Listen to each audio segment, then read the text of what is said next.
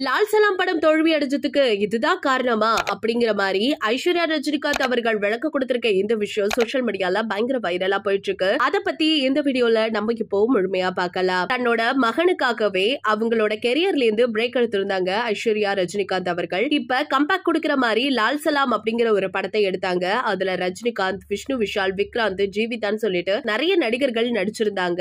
அப்படி இருக்கையிலே இந்த படம் February 9 ரிலீஸ் ஆகி நல்லாவே போய்கிட்டு இருந்துச்சு அப்படின்னு எதிர்பார்த்துட்டு இருந்த நிலையை எல்லாத்தையுமே போட்டு உடைச்சு அந்த படம் எதிர்பார்த்த அளவுக்கு பெருசா எந்த ஒரு வசூல் ரீதியாவும் இது சந்திக்கல. கௌரவ தோற்றத்துல வந்த ரஜினிகாந்த் தான் இந்த படத்தை கொஞ்சமாவது காப்பாத்திருக்காங்க அப்படின்னு சொல்லிட்டு நிறைய பேரு விமர்சனமும் பண்ணிட்டு இருந்தாங்க. இந்த நிலையில படத்தோட தோல்வியை குறித்து விளக்கம் கொடுத்திருந்திருக்காங்க ஐஸ்வர்யா. அதுல என்ன சொல்லிருக்காங்கன்னா, இதற்கிடையே 21 நாட்கள் ஷூட் செய்து வச்சிருந்த ஃபுட்டேஜ் காணாம போயிடுச்சு அப்படின்னு பேசப்பட்டது எல்லாமே உண்மைதான். இந்த தகவலை பத்தி தான் நான் சொல்லணும்னு வெயிட் பண்ணிட்டு இருந்தேன். அது மட்டும் இல்லாம 21 நாள் படமாக்கிய காட்சிகள் எல்லாமே போயிடுச்சு நினைக்கும் பொழுது ரொம்பவே கஷ்டமா இருக்கு. கிட்டத்தட்ட சொல்லணும்னா 500 ஜூனியர் ஆர்டிஸ்ட் இருந்தாங்க. படம்பிடிப்பு தளத்துல மொத்தம் 1000-2000 பேருக்கு மேல இருந்தோம். 10 கேமராக்கள் வச்சு ஒரு கிரிக்கெட் போட்டியை நாங்க ஷூட் செஞ்சோம். அந்த போட்டியை மட்டுமே 2 நாளைக்கு ஷூட் செஞ்சோம். அந்த ஃபுட்டேஜ் காணாம போயிடுச்சு. 21 நாள் ஃபுட்டேஜ் காணாம போயிடுச்சு அப்படின்னு நினைக்கும் பொழுது ரொம்பவே வருத்தமா இருக்கு. ஷூட்டிங் முடிச்சதுனால விஷ்ணு விஷால், அப்பா, செந்தில் ஐயா எல்லாருமே அவங்களோட கெட்டப்ப மாத்திட்டாங்க. திருப்பியும் ஷூட்டிங் பண்ணாலும் செலவு அதிகமாக தான் ஆகும் அப்படிங்கறதுனால அந்த காட்சிகள்ல வச்சே